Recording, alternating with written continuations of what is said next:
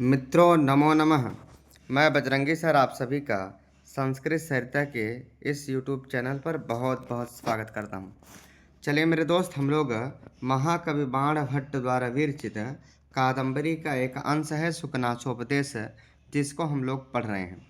चलिए फिर से हम लोग वाचन कर लेते हैं।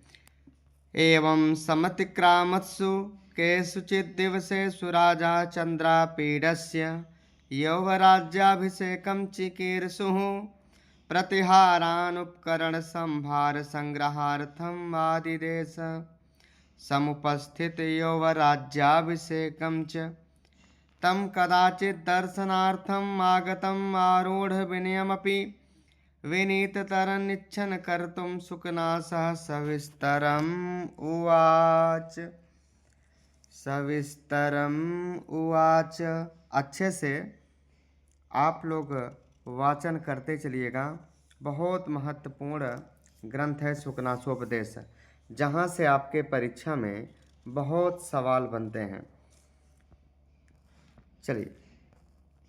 तात चंद्रापीडा विदित वेदितव्यस्य अधीत सर्वशास्त्रस्य तेन अल्पमपि उपदेष्टव्यम् अस्ति केवलं च निसर्गतैव अभानुभेद्यम् अरत्नालोकछेद्यम् अप्रतिप्रभापनेयम् अतिगहनं तमो यौवनप्रभवम् अपरिणामुपशमोदारुणो लक्ष्मीमदः। अपरिणामुपशमः संधि हो जाएगी तो बनेगा अपरिणामोपशमो दारुणो लक्ष्मीमदः। कष्टम् अनञ्जनवर्ति साध्यम् अपरम् ऐश्वर्यतिमिरान्धत्वम् अशिशिरोपचारहार्यवति तीव्रो दर्पदाचुरोस्मा सततममूलमन्त्रसम्यो विषमो विषय विषास्वादमोह नित्यमस्नान शौचवाद्यो बलवान् रागमलावलेपः। नित्यम् अस्नान शौचवाद्यः बलवान् रागमल अवलेपः। रागमल अवलेपः। अजस्रम् अच्छपावसान प्रबोधा घोरा च राजसुख सन्निपात निद्रा भवति इति अतः विस्तरेण अभिधीयसे। विस्तरेण अभिधीयसे में भी दीर्घ संधि हो जाएगी। और यहाँ आप देखिए इत्यतः लिखा है, इति अतः यहाँ पर आप देख लीजिए कौन सी संधि हो जाएगी। तो यहाँ पर आपकी यण संधि हो जाएगी। ई की जगह क्या होता है? यण संधि में ई की जगह या होता है, ऊ की जगह व होता है, री की जगह र होता है और ली की जगह ल होता है। चलिए आगे आ जाइए। बहुत महत्वपूर्ण ग्रंथ है सुकनासोपदेश, और मैं आपको बता दूं हर जगह से सवाल बनता चलेगा। यहाँ तक हम लोगों ने पढ़ लिया था, आज यहाँ से पढ़ना है और ये भी बहुत महत्वपूर्ण है। सुकनास जी चंद्रापीठ को उपदेश दे रहे हैं। सुकनास जी चंद्रापीठ को उपदेश देते हुए आगे क्या कह रहे हैं, हमारे साथ आप सभी भाई बहन वाचन भी करते चलें। अच्छा, सुकनासोपदेश के भाग 1 में यहाँ तक हम लोगों ने पढ़ लिया है। अब भाग 2 में आज हम लोग यहाँ से पढ़ेंगे। तो गर्भेश्वरत्वम् अभिनव यौवनत्वम् अप्रतिरूपत्वम् अमानुषशक्तित्वं चैति महतीयं खलु अनर्थ परंपरा। कितना महत्वपूर्ण लाइन है। सुकनास जी चंद्रापीठ से कह रहे हैं, तो कहने के गर्भेश्वरत्वम, गर्भ ईश्वरत्वम, आ ई से मिला है तो ए हो गया है, बना है गर्भेश्वरत्वम। तो कह रहे कि गर्भ ईश्वरत्वम यानी गुण संधि कर देंगे तो क्या हो जाएगा? गर्भेश्वरत्वम। गर्भ से ही राज्य का स्वामी हो जाना, गर्भ से ही यानी जन्मतः आपको ऐश्वर्य मिल जाए। याद रखिएगा, बहुत इंपॉर्टेंट लाइन है। जन्म से किसी व्यक्ति को ऐश्वर्य मिल जाए और अभिनव यौवनत्वम, नवीन युवा अवस्था मिल जाए, नवीन जवानी रहे, नवीन यौवन मिल जाए, और क्या मिल जाए, अप्रतिरूपत्वम, निरुपम सौंदर्य मिल जाए, और अमानुषक्तित्वम, और अलौकिक शक्ति मिल जाए। ये 4 चीज़ें हैं, अच्छे से नोट कर लीजिएगा, परीक्षा में पूछा जाता है। आप देखिए सूक्ति वाक्य भी हैं और ये परीक्षा में पूछा जाता है। इसमें 4 चीज़ हैं। तो गर्भेश्वरत्वम नंबर 1, अभिनव यौवनत्वम नंबर 2, अप्रतिरूपत्वम और अमानुषक्तित्वम। तो 4 चीज़ है इसमें। ये चारों चीज़ों को आप हाईलाइट कर लीजिएगा, परीक्षा में पूछा जाता है। फिर से हम आपको बता दें, सुकनास जी चंद्रापीठ से कह रहे हैं कि गर्भेश्वरत्वम यानी जन्मतः ऐश्वर्य मिल जाए।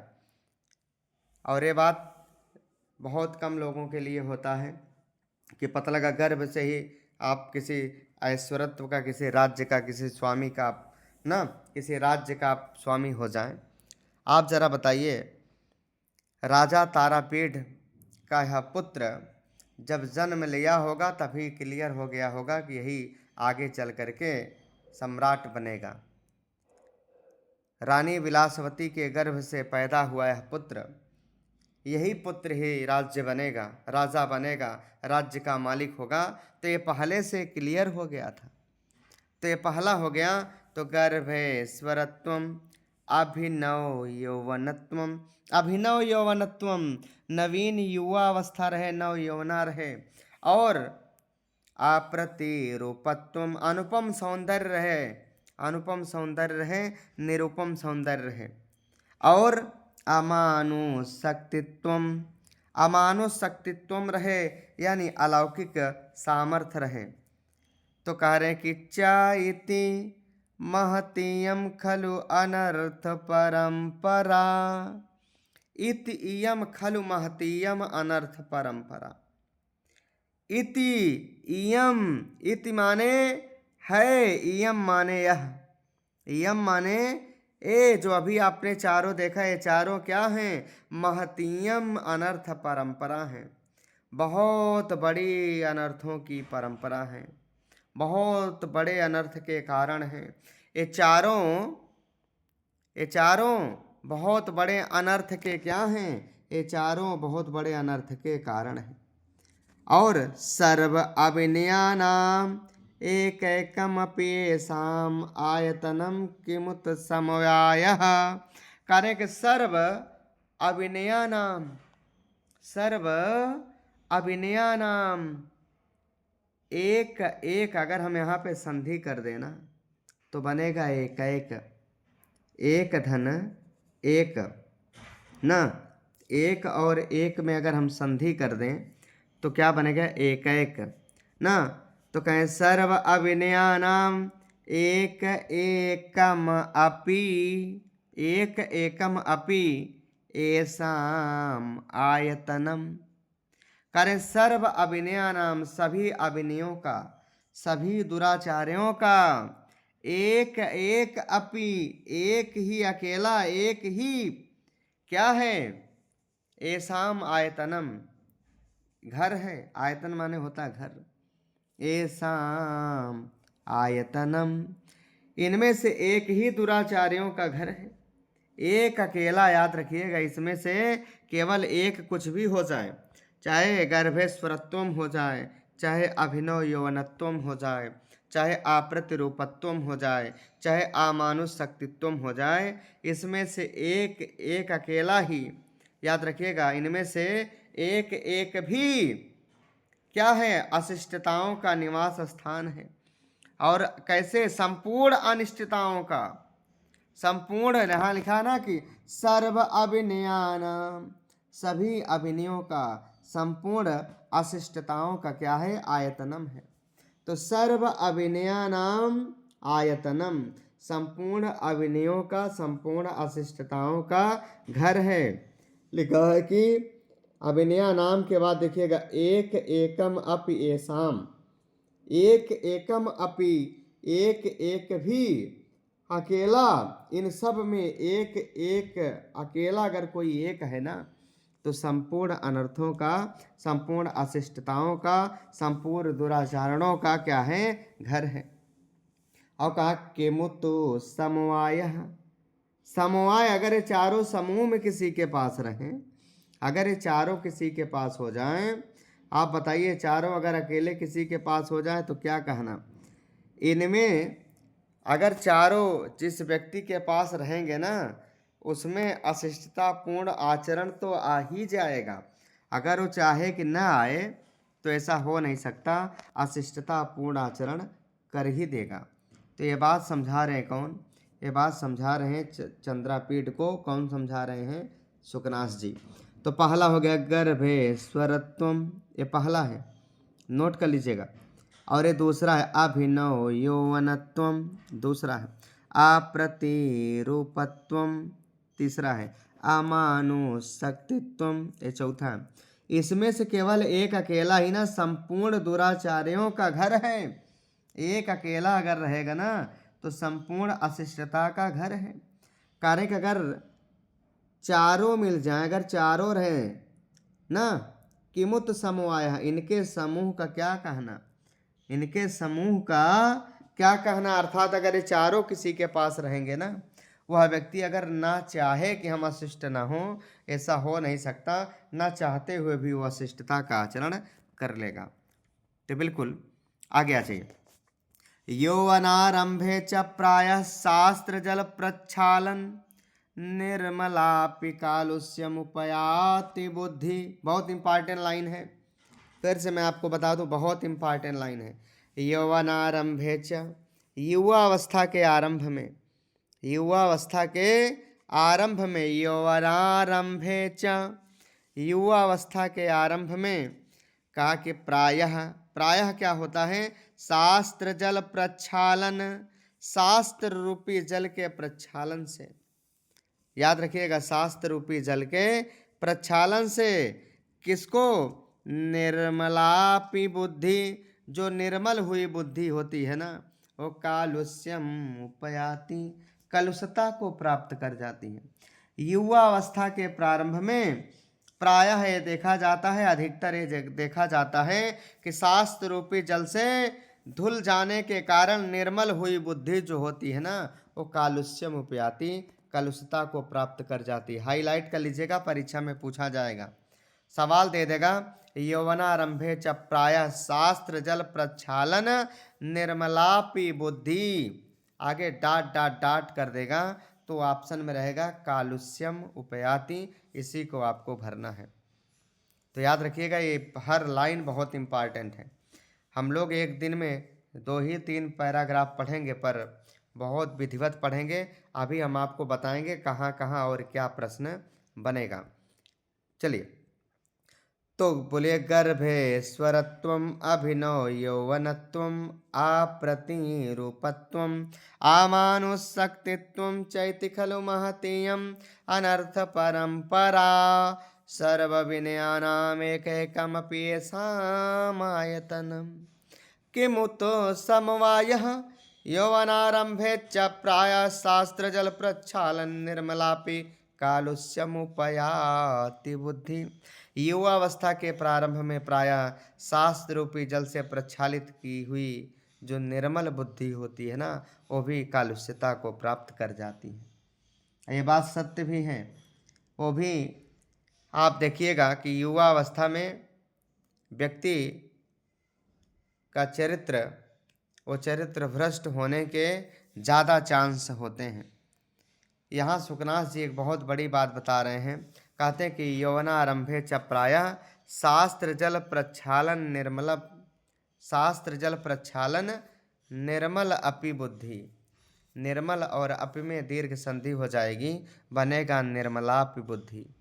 क्या प्राप्त कर जाती है, तो कालुष्यम उपयाति, कलुषता को क्या कर जाती है, प्राप्त कर जाती है। नोट कर लीजिएगा, बहुत महत्वपूर्ण लाइन है। चलिए अगला, अनुज्झिद्धवलता अपि सरागेव भवति यूनां दृष्टिः, अनुज्झिद्धवलतापि सरागेव भवति यूनां दृष्टिः। यूनां दृष्टिः, युवकों की दृष्टि क्या हो जाती है? अनुज्झित धवलता अपि, धवलता का त्याग न करने पर भी सरागा एव, राग से युक्त भवती हो जाती है।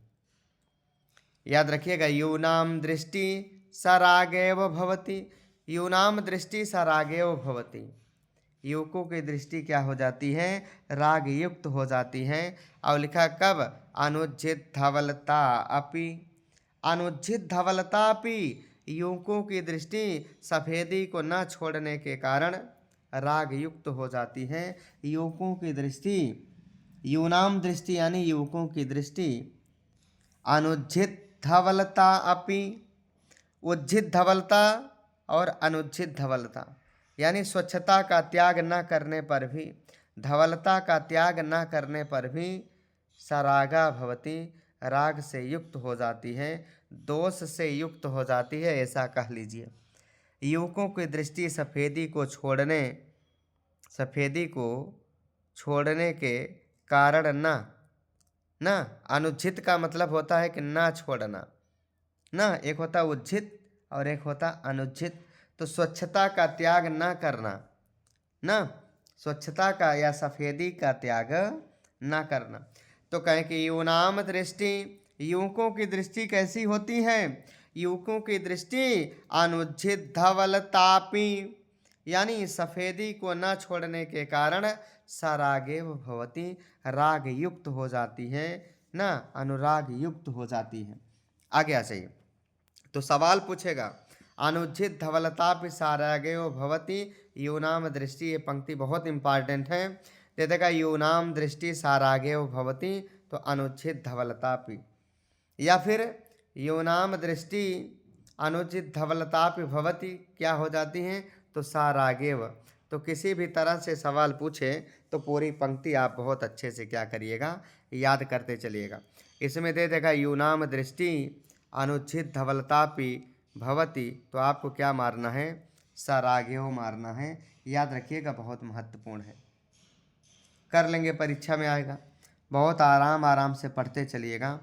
अपहरति च वात्येव शुष्कपत्रं समुद्भूतरजो भ्रांति अतिदूरमात्मिच्छया यौवन समये पुरुषं प्रकृतिः। कह के अपहरति च वात्या इव, वात्या की तरह, वात्याधन इव, यहाँ पर आ इसे मिलेगा तो ए हो जाएगा वात्या इव। अपहरति च वात्या इव शुष्कपत्रं समुद्भूतरजो भ्रांति अतिदूरमात्मिच्छया यौवन समय पुरुषम प्रकृति। तो यहीं से अर्थ को उठा लीजिए। यौवन समय पुरुषम प्रकृति, युवावस्था के समय में पुरुषम प्रकृति, पुरुष का प्रकृति कैसा होता है? युवावस्था के समय में, यौवन समय, युवावस्था के समय में, और फिर समुद्भूत रजो भ्रांति, युवावस्था के समय में रजोगुण के कारण भ्रम से युक्त, समुद्भूत रजो भ्रांति। यौवन समय, युवावस्था के समय में समुद्भूत रजो भ्रांति, समुद्भूत माने उत्पन्न हुआ, रजो भ्रांति यानी रजोगुण के कारण जो भ्रम उत्पन्न होता है, युवावस्था के समय में रजोगुण के कारण भ्रम से युक्त क्या होता है? मनुष्य का जो स्वभाव होता है, आत्म इच्छया, अपनी इच्छा से, अपनी स्वेच्छा से, अति दूरम अपनी स्वेच्छा से मनुष्य कहाँ तक पहुँच जाता? अति दूरम, बहुत दूर चला जाता है, बहुत दूर चला जाता है ना। पुरुष की जो प्रकृति होती है, पुरुष का जो स्वभाव होता है, पुरुष की जो बुद्धि होती है ना, वो बहुत दूर चला जाता है। किसकी तरह? तो वात्यायु, बवंडर की तरह। बवंडर क्या करता है? जैसे शुष्क पत्रम, सूखे पत्र को अति दूरम बहुत दूर तक लेके चला जाता है ना। अपहरति जैसे उड़ा ले जाता है, हर ले जाता है। जैसे बवंडर सूखे पत्ते को बहुत दूर तक लेके चला जाता है ना, उसी तरह से यौवन के समय में जो रजोगुण के द्वारा जो भ्रांति, जो भ्रम उत्पन्न होता है ना, उसमें पुरुष बहुत दूर अपनी इच्छा से चला जाता है। याद रखिएगा, अपनी इच्छा से कहा गया, और ये बात सही है। युवा अवस्था में आप देखिए, पुरुष अपनी इच्छा से बहुत दूर तक क्या होता है, बहुत दूर तक चला जाता है। सूखे पत्ते का ये सामर्थ्य नहीं है कि वो अपने से बहुत दूर चला जाए। सूखा पत्ता वात्यायु के द्वारा बहुत दूर तक चला गया। उसी तरह से युवा अवस्था के समय में पुरुषों की जो प्रकृति होती है, स्वभाव होता है ना, वो आत्म इच्छा, अपनी इच्छा से अति दूरम, बहुत दूर चला जाता है। लेकिन किसके नाते? रजो भ्रांति ही समुद्भूत, रजोगुण के द्वारा जो भ्रांति उत्पन्न हो गया, यानी रजोगुण ने जो भ्रम पैदा कर दिया, उसी भ्रांति के द्वारा वह पुरुष युवा अवस्था के समय में अपनी इच्छा से बहुत दूर तक क्या होता है, चला जाता है। अगर कोई कहे कि गलत रास्ते पे जाओ तो अलग बात है, लेकिन यहाँ का आत्म इच्छा, अपनी इच्छा के द्वारा, अपनी इच्छा से वो बहुत दूर, अति दूरम आत्म इच्छा यौवन समय पुरुष प्रकृति। तो अति दूरम आत्म इच्छया, आत्म और इच्छया में गुण संधि हो जाएगी, बनेगा आत्मेच्छया ना। तो आइए हम लोग जितना अभी तक पढ़े हैं, इसमें व्याकरणात्मक टिप्पणी इत्यादि इन सभी चीज़ों को क्या करते चलें, देखते चलें, जो कि परीक्षा के लिए बहुत क्या है, इम्पॉर्टेंट है। आइए, तो गर्भेश्वरत्वम, अभिनव यौवनत्वम, अप्रतिरोपत्वम, अमानुषक्तित्वम च इति। अब यहीं से सवाल देखते चलिए। यहाँ च इति है, च में आ है, और आ से जब ई मिलेगा, हम लोग व्याकरणात्मक टिप्पणी को देख रहे हैं, और चेति यानी च धनिति आ ई से मिलेगा तो ए हो जाएगा। बहुत महत्वपूर्ण है। गर्भेश्वरत्वम यानी गर्भात ईश्वरत्वम, अभिनव यौवनत्वम, अभिनवम यौवनम यस्य तस्य भावः तत्वम। तो अभिनव यौवनत्वम में बहुब्रीहि समास हो जाएगा ना। और जो भी इम्पॉर्टेंट हैं उनको आप हाईलाइट करते चलिएगा। यहाँ पे आपने देखा आयतनम का अर्थ पूछा जा सकता है, तो घर होता है। और समवायः, सम अव ई घय से समवाय बनता है, इसको भी क्या करिए, हाईलाइट करते चलिएगा। यौवना आरंभे, यौवन धन आरंभे ना। तो आरंभ कैसे बना है? आरभ घय से आरंभ बनता है। शास्त्र जल प्रक्षालन, शास्त्र जल प्रक्षालन, शास्त्र जल के प्रक्षालन से निर्मल हुई बुद्धि क्या प्राप्त कर जाती है? तो कलुषता को प्राप्त कर जाती है। तो ये कालुष्यम में से प्रत्यय है, ये भी आप अच्छे से याद रखिएगा। यहाँ साराग्यो बड़ा इम्पॉर्टेंट है, बहुब्रीहि समास है। यहाँ साराग्यो भवति, तो ये बहुत इम्पॉर्टेंट है। साराग्यों में कौन सा समास अगर पूछा जाए तो साराग्यों में आप बहुब्रीहि समास मारिएगा, तो ये बड़ा इम्पॉर्टेंट है। रागह में घय प्रत्यय है ना, रागह में कौन सा प्रत्यय घय, और प्रकृति में अक्तिन प्रत्यय है, स्त्रीलिंग के लिए लगाया जाता है। अपहरति लट लकार का ये रूप है ना। अपहरति कहाँ का रूप है? तो ये लट लकार का रूप है। तो जो इसमें इम्पॉर्टेंट है उसको हम लोगों ने हाईलाइट कर लिया है। हर लाइन इम्पॉर्टेंट है। अनुज्झित धवलता, धवलता अपि, तो अनुज्झित धवलतापि सरागेव भवति यूनाम दृष्टि। तो दृष्ट धातु से अक्तिन प्रत्यय लगता है, तो ये दृष्टि भी बनता है स्त्रीलिंग में, ये भी बहुत इम्पॉर्टेंट है, हाईलाइट कर लीजिएगा। चलिए, तो बोले इंद्रिय हरिण हारिणी च सततम अति दूरंत्यम उपभोग मृग तृष्णिका। क्या गजब का लाइन है, और परीक्षा के लिए बहुत इम्पॉर्टेंट है। तो बोले इंद्रिय हरिण हारिणी च सततम, च सततम, च माने और, पिछली वाली पंक्ति से पंक्ति फिर जुड़ जाएगी। और सततम निरंतर, सतत माने होता निरंतर, सर्वदा, हमेशा। इंद्रिय हरिण हारिणी, इंद्रिय रूपी हरिणों को हरने वाली। इयम यह उपभोग मृग तिसड़िका, विषय भोग रूपी मृग तिसड़ा। और निरंतर हमेशा इंद्रिय रूपी हरिणों को हरने वाली उपभोग रूपी मृग तिसड़ा जो होती है ना, वो अति दुरंता, अत्यंत कष्टदायक होती है। ये बात सत्य भी है। इंद्रिय हरिण हारिणी, इंद्रिय रूपी हरिणों के द्वारा हरने वाली जो उपभोग मृग तिसड़ा होती है ना, वो अति दुरंता, वो बड़ी दुखदाई होती है। आप बताइए होता है कि नहीं? सही बात है। इंद्रिय रूपी हरिणों को हरण करने वाली, ऐसा कह लीजिए कि कुपथ पर लगने वाली उपभोग रूपी मृग तिसड़ा जो होती है ना, बड़ी कष्टदायक होती है। तिसड़ा आप समझ रहे हैं, मृग तिसड़ा।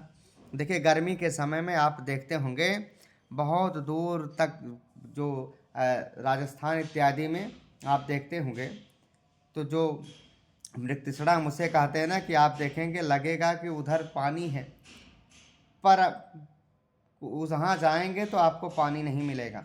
फिर वहीं से देखेंगे फिर आपको चमकता हुआ दिखाई पड़ेगा, लगेगा जैसे पानी है। तो जो हिरन होता है ना, वो बेचारा इसी चक्कर में बहुत दूर तक चला जाता है।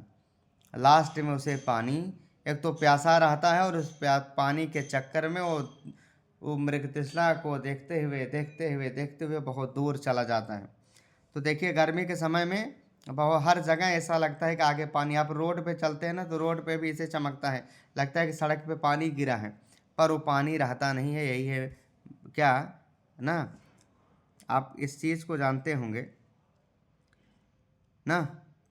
चलिए, तो उपभोग मृग तिसड़िका, उपभोग मृग तिसड़िका ना, तो उपभोग मृग तिसड़ा यही होती है ना, विषय भोग रूपी मृग तिसड़ा की यहाँ बात कर रहे हैं। तो इंद्रिय हरिण हारिणी च सततम अति दूरंता, अति दूरंता, तो इंद्रिय हरिण हारिणी च सततम अति दूरंतायम उपभोग मृग तिसड़ा का, उपभोग मृग तिसड़िका। नव यौवन कसायित आत्मनः सलिलानीव तान्येव विषय स्वरूपाणि आस्वादमानानि मधुरतराणि आपतन्ति मनसः। क्या गजब की लाइन है। कह रहे हैं कि नव यौवन कसायित आत्मनः, नव यौवन कसायित आत्मनः, नव यौवन कसायित आत्मनः, यानी नवीन युवावस्था से कसायित आत्मनः, जो मन होता है ना, नव यौवन से प्रभावित मन क्या हो जाता है? नव यौवन कसायित आत्मनः, नव यौवन नवीन युवावस्था में जो कसायित यानी कसैले अंतःकरण वाले व्यक्ति के मन ऐसे ही भोगे जाते हैं, जैसे कैसे भोगे जाते हैं? जैसे आगे लिखे हैं कि मधुर तराणि आपतन्ति मनसः। नव यौवन कसायित, नव यौवन से कसैले अंतःकरण वाले व्यक्ति के मन को वही भोगे जाने वाले विषय, जो विषय होते हैं ना, वो जल के समान बड़े मधुर लगते हैं। जैसे मैं एक उदाहरण दे दूं, आप कोई कसैली चीज़ को खाइए और उसके बाद पानी पी लीजिए, तो जैसे लगता है कि बड़ा मधुर है। आंवला खा लीजिए, आंवला, आंवला खाने के बाद आप पानी पीजिए तो मीठा लगता है। सेम यही घटना यहाँ पे है। नव यौवन कसायित आत्मनः, नव यौवन नवीन युवावस्था में कसायित जो आत्मनः होता है, कसैली जो मन होता है ना, अंतःकरण होता है, वो सलिलानीव तान्येव विषय स्वरूपाणि, विषय स्वरूपाणि आस्वाद मानानि मधुरतराणि आपतन्ति मनसः। जो मनसः मधुरतराणि आपतन्ति, मन मधुर लगता है ना, और विषय स्वरूपाणि आस्वाद मानानि, विषय स्वरूपाणि आस्वाद मानानि, तो नव यौवन कसायित आत्मनः यानी नव यौवन से प्रभावित जो मन होता है ना, वो सलिलानि इव जल के समान, आस्वादमानानि आस्वादित होने पर, तानि एव उसी प्रकार, विषय स्वरूपाणी विषय वासनाओं के समूह, मनसा माने मन को, चित्त को, मधुर तराणी बहुत अत्यधिक मधुर आपतंति माने लगते हैं, प्रतीत होते हैं। तो अर्थ को आप यहीं से बैठा लीजिए हमारे सभी भाई बहन, अर्थ को यहीं से ले लीजिए। और क्या नवयौवन कसायितात्मनः, यहीं से अर्थ को उठा लीजिए।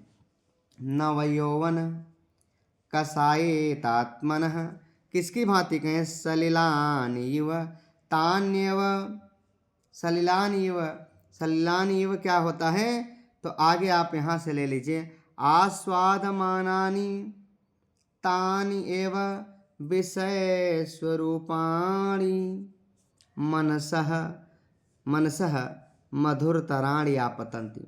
तो चाहे तो आप यही से अर्थ लीजिए, मनसः जो मन होता है ना, वो मधुरतराणि आपतंति बहुत मधुर लगता है। मधुरतराणि आपतंति क्या? मनसः मन बड़ा मधुर लगता है। मन क्या लगता है? बड़ा मधुर लगता है। किसकी भांति? तो कहें सलिलानिव जल की भांति, तान्येव विषय स्वरूपाणी, तो विषय स्वरूपाणी विषय भोग्य वस्तुएं क्या होती? आस्वाद मानानि आस्वादित होने पर चित्त को बहुत मधुर लगती हैं। तो नव यौवन से प्रभावित मन को जल के समान वही विषय भोग्य वस्तुएं आस्वादित होने पर क्या लगती हैं? बहुत मधुर लगती हैं।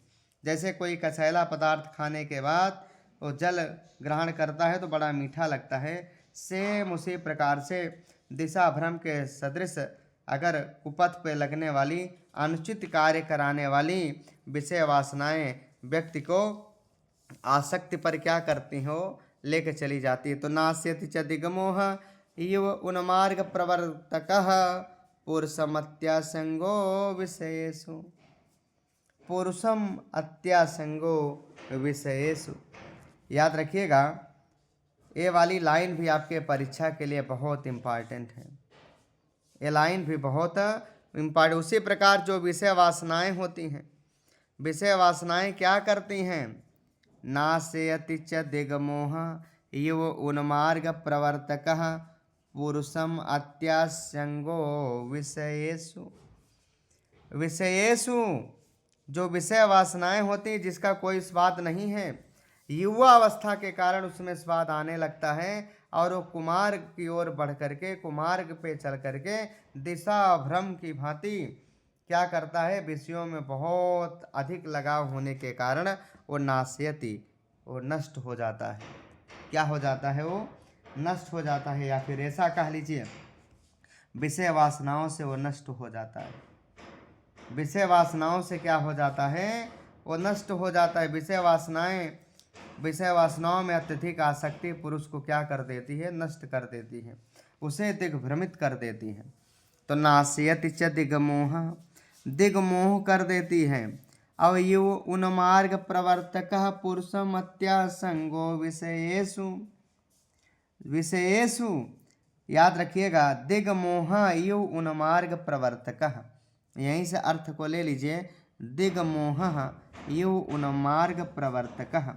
दिग्मोह माने दिग्मोह यो यानी दिशा भ्रम के सदृश, उन्मार्ग प्रवर्तकः यानी अनुचित कार्य कराने वाली अथवा कुपथ पर लगाने वाली जो विषयेषु है, जो विषय वासनाएं होती हैं ना, वो क्या करती हैं? अत्यासंगः पुरुषम नाशयति, अत्यधिक आसक्ति पुरुष को क्या करती है? नष्ट कर देती है। यहीं से अर्थ को ले लीजिए तो आपके अर्थ एकदम क्लियर होते चले जाएंगे। यहीं से ले लीजिए कि दिग्मोह युव उन्मार्ग प्रवर्तकः, दिग्मोह यानी दिग्मोह युव यानी दिशा भ्रम के समान, दिग्मोह युव लिखा है, दिग्मोह युव यानी दिशा भ्रम के समान, उन्मार्ग प्रवर्तकः यहाँ लिखा ना उन्मार्ग प्रवर्तक, यहाँ गुण संधि हो गई यू और उन्मार्ग में। तो उन्मार्ग प्रवर्तक माने कुमार्ग पर लगने वाली अनुचित कार्य कराने वाली, क्या लिखा है कि जो विषय होती है विषयेषु, क्या करा निर्विशेष यानी विषय वासनाएं, यहाँ लिखा अत्यासंगो पुरुष, अत्यासंगो यानी अत्यासंग अत्यधिक आसक्ति किसको, पुरुषम। तो अत्यासंग पुरुषम, अत्यासंगो पुरुषम, अत्यासंग पुरुष को, अत्यधिक आसक्ति पुरुष को नाशयति नष्ट कर देती है। तो यहीं से अर्थ को उठा लीजिए, दिग्मोह युव उन्मार्ग प्रवर्तकः विषयेषु अत्यासंगो पुरुषम नाशयति। आपका अर्थ बन गया। आप यहीं से अर्थ को जब लेंगे तो अच्छे से आपके अर्थ बनते चलेंगे। दिग्मोह युव उन्मार्ग प्रवर्तकः, क्या विषयेषु, दिशा भ्रम, दिग्मोह माने दिग्मोह युव यानी दिशा भ्रम के सदृश, उन्मार्ग प्रवर्तकः अनुचित कार्य कराने वाली, क्या जो विशेष होती है, जो विषय वासनाएं होती है ना, और अत्यासंग अत्यधिक आसक्ति पुरुषम पुरुष को नाश्यति नष्ट कर देती है। इसीलिए भवादृशा एवं भवन्ति भाजनानि उपदेशानाम।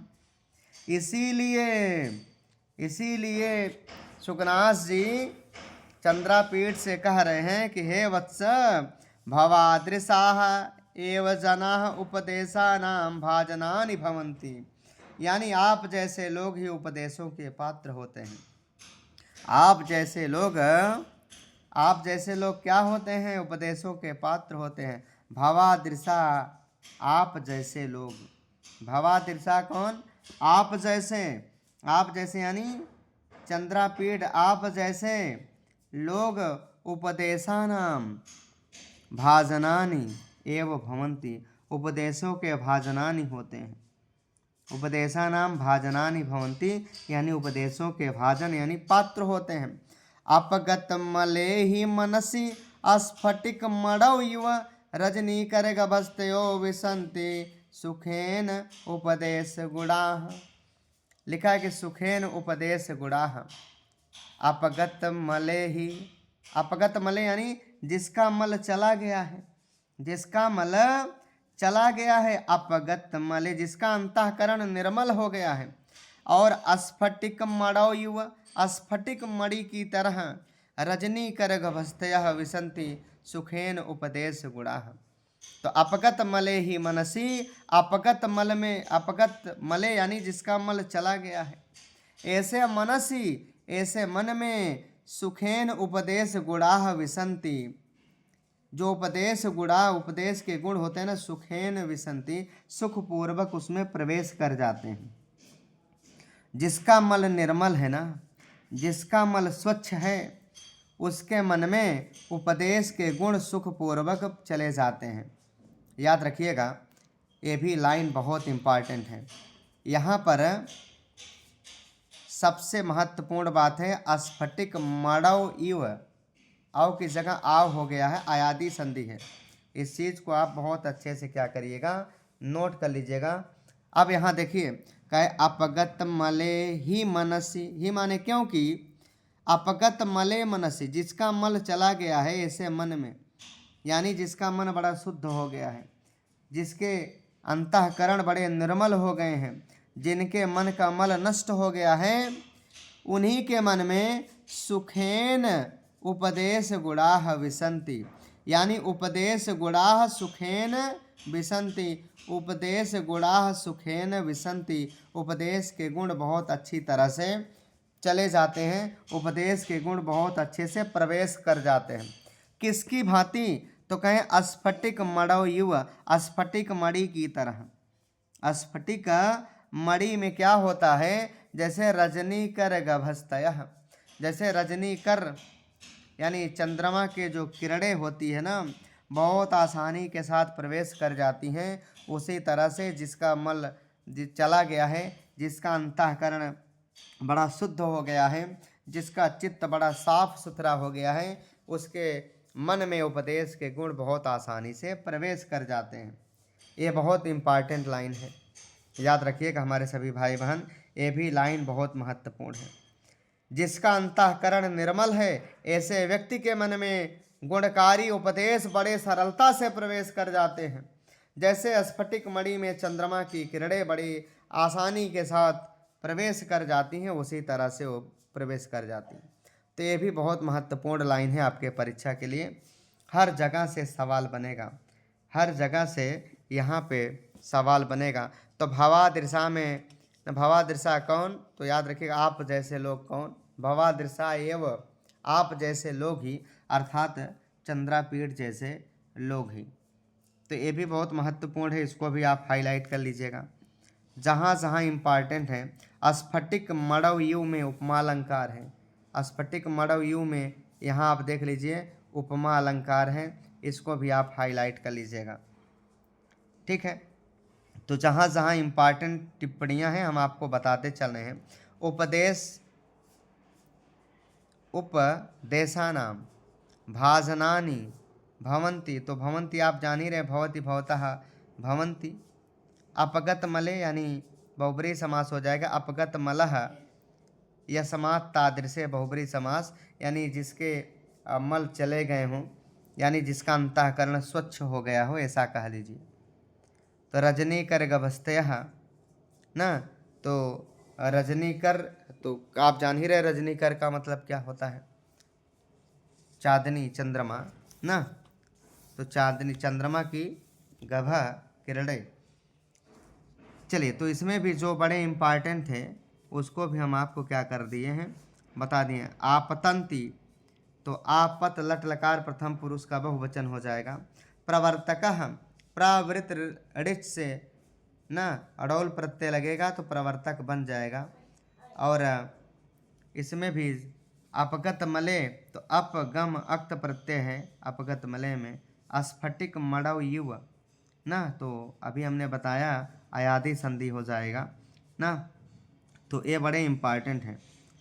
प्रकृत्या दिव्य उपसंख्यानम आप लोगों ने पढ़ा है, सुखेन दुखेन इत्यादि उसी में ही मिलता है।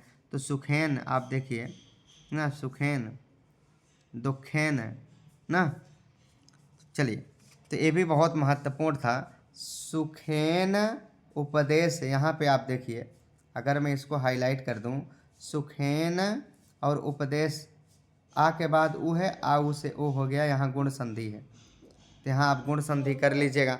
स्फटिक मड़व युव, यहाँ पे आयादि संधि कर लीजिएगा। तो चलिए मेरे दोस्त, आज के लिए बस इतना ही।